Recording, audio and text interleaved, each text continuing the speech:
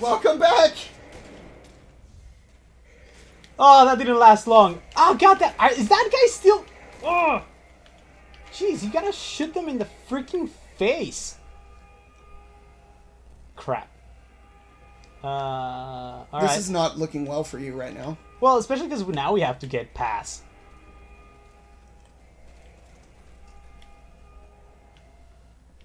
We should just... Did they vanish? Like... I don't know. That's kind of weird because I feel like a big point of the game is to be able to like hide enemies and whatnot.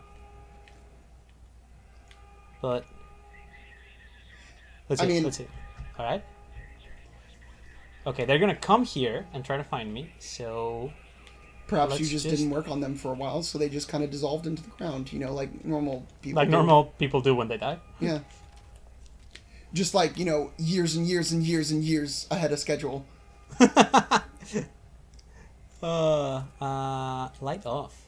We don't want any of that dirty light giving us Hide away. in the darkness. The darkness. Okay, we're gonna have to wait these out. So, can you Batman them? Well, I mean, never mind. They keep piling on. I mean, I was gonna say like 1, yes, 2, maybe, but enemies keep spawning. Yeah, seriously. I think we should just like wait it out. Yeah. Shouldn't there be like a little timer on the top that's like... Remember when they wanted to make this game more realistic? Oh, okay. Fuck! Nice headshot.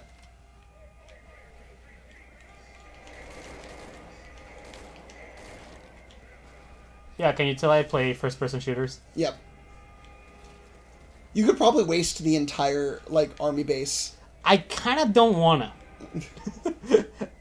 I mean, I love the stealth aspect to it, and you know me, I love stealth. I love the idea of, like, rogues and stealthing and thieves and all of that. Should playing rogues in fantasy stuff, but, like, I just feel like if there's, like, a right way to do this. I mean, I know the whole point of sandbox games is that you can just play however you want and just find the solutions to it and all of those, like, critical thinking skills and all that crap. But I just feel like it's a Metal Gear. You should be able to stealth it, and I feel like shit because I'm not. Whatever floats your boat, man. I'm here for the giggles. The shits and the giggles. Shits and the giggles. That, and I actually am genuinely interested in getting more into the Metal Gear series, because I haven't, and... Oh, dude, totally. We should play, like, Metal Gear Solid 1. I actually played that. That was, like, one of the first... Funny story about Metal Gear Solid 1. Oh, God damn it. While you're getting rained on by hell hails of bullets. You know what? I tried to not kill anyone. Fucking done with you guys. So... This is now Call of Duty Metal Gear. My first experience with Metal Gear was when I was, like, 8. I had a PlayStation, and when I bought the PlayStation, it came with, like, this big demo disc filled with a shitload of demos of games. And there was some really fun games on that demo disc that I can't remember for the life of me that I really like to play again. But Metal Gear Solid 1 was on one of them, and I liked it. I was like, this is interesting and weird and fun and cool, and dun dun dun dun dun dun dun, yeah. And I was like, okay, sweet. And then, one of the very first things that happens in the game, and where the demo ends, is you go into the bathroom and see the dude. Oh, the guy that has, like, stomach problems is taking a shit. Yes. And it freaked me out, because I was 8 years old. And I was like... And nobody shows people in media taking a shit. And I was like, this game is inappropriate for my young mind. I didn't say it that articulate. It was more like... But, no, it's like, but as I thought more and more about it, I was like, this looks really fun. I kind of want to play it. And then eventually, when I got a GameCube, like sometime later, I bought the Twin Snakes. Oh, dude, great. That's the version of the first one that I've played. I haven't played the original PlayStation one other than the demo. But I mean, I'm told it's good enough, and I loved it. And I had a PS2, so I could play the second one. And I loved it. I like Raiden. I don't care what anybody says. Punch and kick!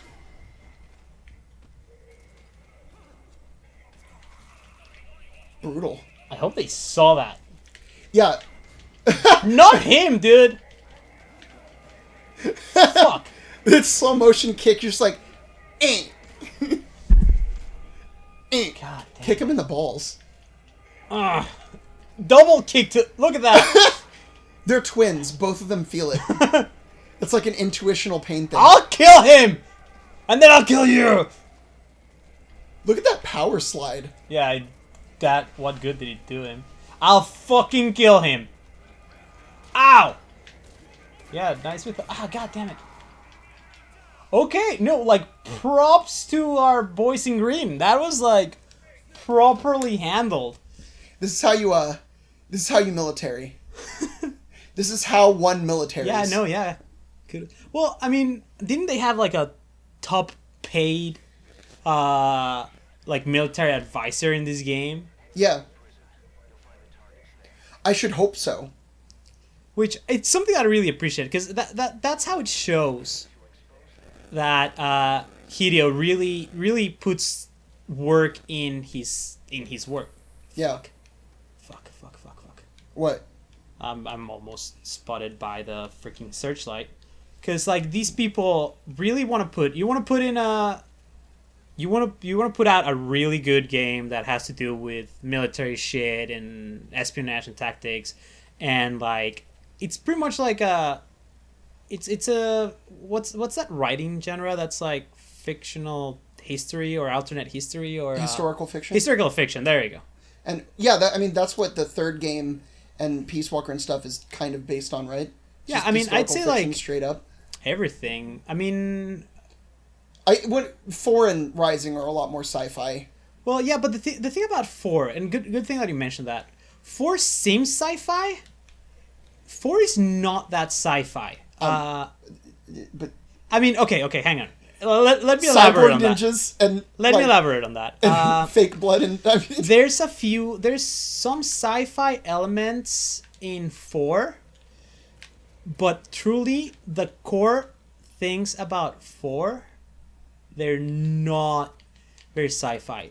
4 talks a lot about the effect of private military corporations in the world, and it talks a lot about and in the end what the Metal Gear is and what these weapon systems are automated weapon systems, which are in development right now, and they're like what is on the brink of redefining our understanding of war.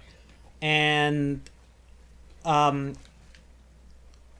also private military companies are changing again our understanding of war, because since World War II there hasn't been any open warfare between nations. They are between a country and a militant group or a non-state actor. Think about Al-Qaeda, think about ISIS, think about, military groups in Africa, civil wars, revolution, stuff like that. So the equivalent of that, and how a lot of big powers are fighting that, is through the use of private military corporations. What was the big one? on that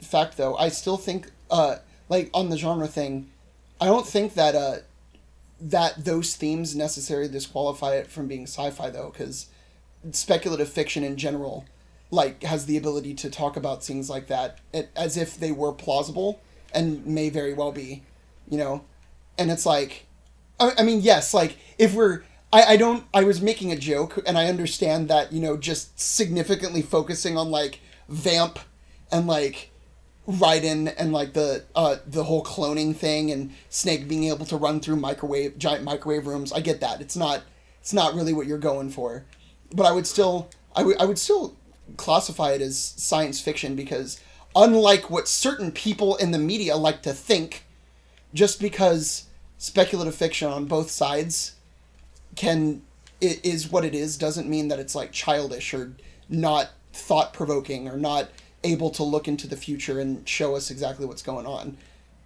Freaking Simon Pegg. What about Simon Pegg? He he wrote like this. I get why he said it. I disagree with him heavily. What'd he say? He was writing about how, or I think he had, it was like an interview where he said that, and I may not have it completely in context, so don't quote me on this, but I think the general message was like, where we as adults are, are not getting into serious storytelling as much because we're so focused on sci-fi, but he was specifically referring to things like the superhero genre and stuff like that, and not like Academy Award-winning movies, which Okay. like I get it from that perspective, even though I still heavily disagree in that it's perfectly fine for people to like those movies, and it seems kind of elitist to say that, especially from like a writer's standpoint, that it's like, no, you can, I mean, that whole kid thing, that whole anti immature theme thing, you can still you can still make stuff that appeals to all audiences with themes that are thought provoking, like it being aimed at younger audiences, not being an excuse for bad writing, etc. True. Oh yeah, absolutely. Some of the best things out there are aimed at younger audiences. Like, I mean, are you gonna tell me that Toy Story is poorly written? Absolutely not. Full disclosure, absolutely not.